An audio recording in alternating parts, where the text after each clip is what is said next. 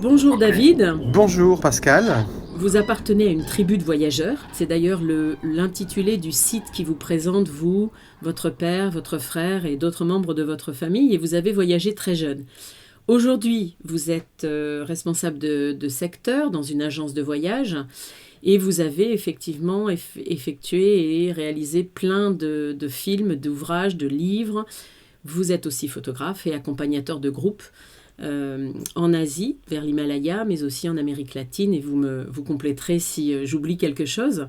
On vous accueillait au festival pour nous parler plus particulièrement d'un magnifique voyage fait en famille et avec un ami, qui était un retour dans cette vallée du Zanskar, qui se trouve dans le nord de l'Himalaya indien.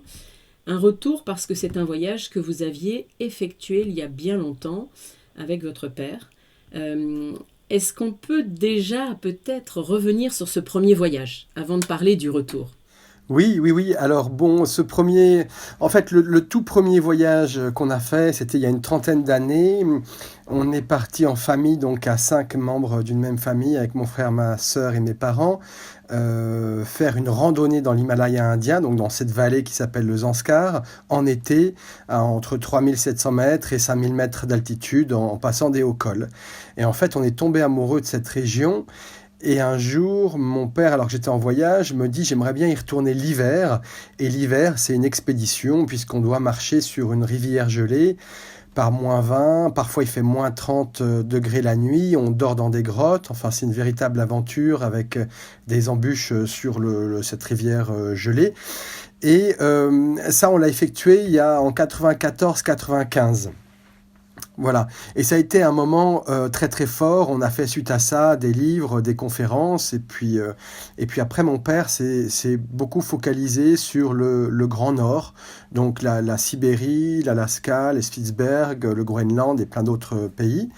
Et puis moi, je suis retourné en Himalaya, en Amérique latine, pour guider, faire des photos et faire des films documentaires.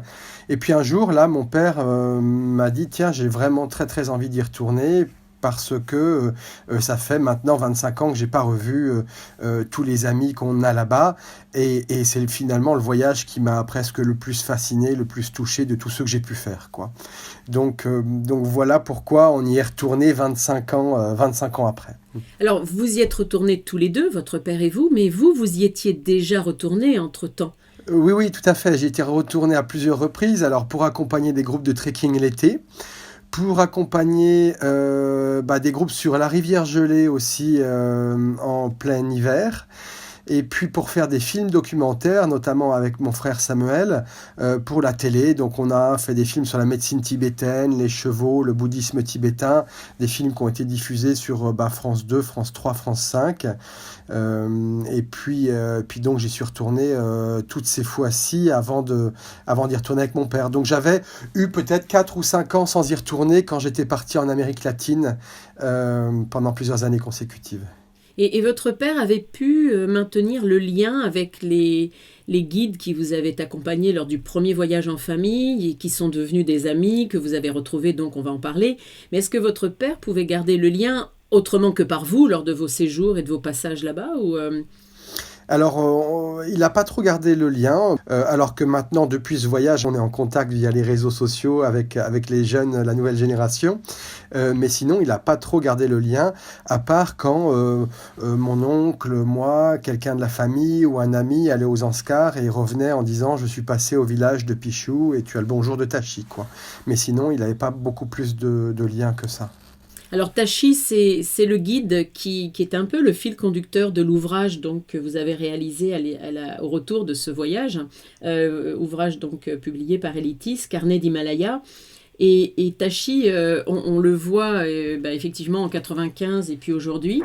Et il a refait donc ce voyage sur cette rivière glacée. Je dois dire que lorsqu'on lit le livre, on a froid, hein.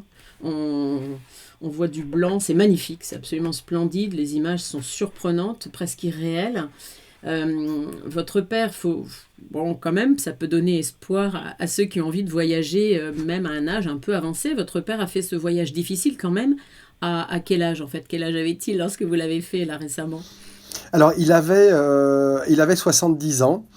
C'était l'année de ses 70 ans et on est parti avec un collègue à lui qui s'appelle Nono et qui avait aussi 70 ans. Donc, Voilà, le dessinateur, lui aussi originaire de Bretagne, qui est parti donc faire un petit peu un voyage initiatique, là pour le coup. Nono, il n'avait jamais mis les pieds si haut et si loin et si froid, non? Mon père, Jacques et Nono se connaissent depuis le lycée, puisque Nono était prof de philo au lycée Le Sage-à-Vannes, et puis mon père était aussi prof de productique mécanique.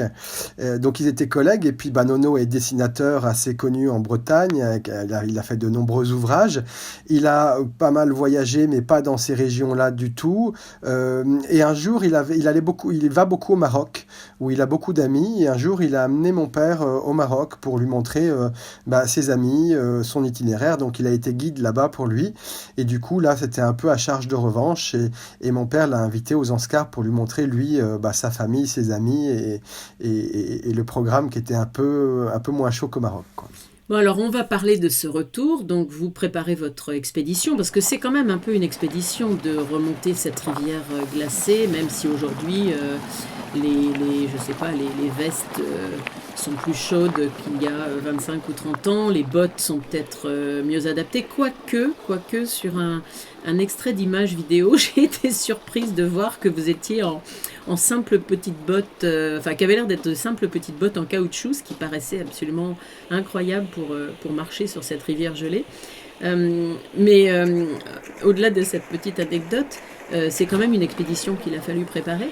Est-ce qu'on peut en parler un petit peu, David ? Comment vous avez monté ce voyage nouveau et ce retour ? Alors, oui, c'est une expédition quand même qu'il faut préparer.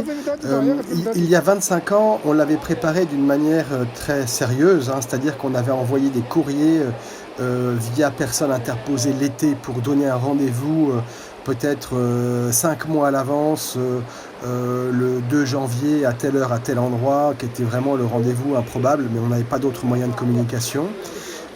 Et on demandait 5 porteurs, et puis nos amis sont arrivés à Leh au Ladakh et nous ont aidés à préparer l'expédition. On a acheté du kérosène, du riz, on a acheté tout ce qu'il fallait pour partir vivre cette expédition. On dormait dans des grottes. Le soir, on mangeait riz, lentilles ou bien la farine d'orge grillée, donc des repas assez simples qu'on cuisinait dans la grotte. On allait chercher du bois. Mon père et moi, nous avions des sacs de couchage moins 40 qui venaient du Canada, donc qui nous permettaient d'avoir des nuits, de dormir même quand il faisait très froid. Et nos amis avaient juste des couvertures, quoi. Donc c'était des conditions et une préparation qui était quand même très très importante. Et puis là ça a été un petit peu différent parce que du coup moi j'y suis retourné souvent et je suis en contact via l'agence de voyage avec qui je travaille et puis toute mon expérience avec beaucoup de personnes. Et en fait cette rivière gelée maintenant se fait de manière commerciale pour des clients des agences de voyage en France et aussi les Indiens. Parce que là la grande différence c'est les Indiens de l'Inde, des basses vallées, pour eux c'est l'aventure ultime à vivre dans leur pays.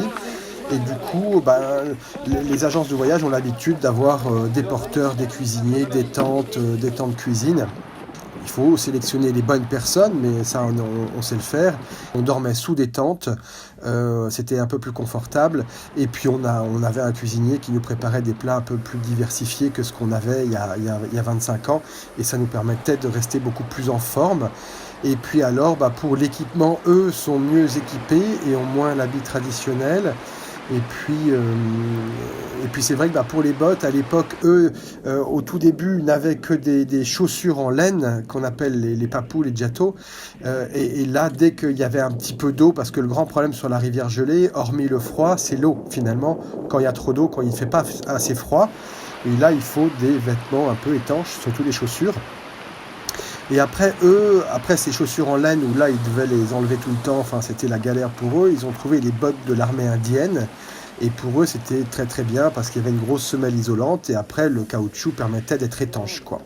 Et nous, les premières années, on avait des bottes canadiennes qui étaient fourrées avec des chaussons en feutre, ce qui est très confortable et très chaud, mais tellement chaud finalement pas très agréable. Et surtout quand la botte prend l'eau, ce qui arrive au moins une fois, mais peut arriver des dizaines de fois par voyage. Dès qu'il y a de l'eau dans la botte, le chausson en feutre gèle totalement et il faut le sécher après, et c'est une vraie galère. Donc là, on a trouvé des bottes en plastique en France d'une nouvelle technologie qui permettent de résister au froid, et ça a été incroyablement confortable, même si ça paraît juste des bottes de pêcheurs ou de chasseurs, quoi. Oui, oui. On n'imagine pas, mais quand même, c'est une expédition. La marche elle-même dure combien de temps? Donc, pour remonter et arriver au village de Pichou, là où sont sédentarisés vos amis et les habitants de cette vallée. Il y a à peu près 150 km sur la rivière Gelée. La marche durait 7 jours il y a 25 ans. Donc on faisait 7 jours d'aller, on restait à peu près une semaine, 2 semaines dans la vallée, et puis 7 jours de retour. Depuis 25 ans, il y a une route en construction qui n'est toujours pas terminée, et donc maintenant il reste 3 jours de marche plein. Donc en 3 jours, c'est-à-dire qu'on prend le transfert et l'accès à la rivière dure plus longtemps en voiture par une piste, donc c'est assez délicat, mais on ne marche pas. Après on marche seulement 3 jours et 3 nuits, et puis après les véhicules peuvent venir nous chercher pour nous amener au village de Pichou, qui est maintenant relié par la route, alors qu'il ne l'était pas il y a 25 ans.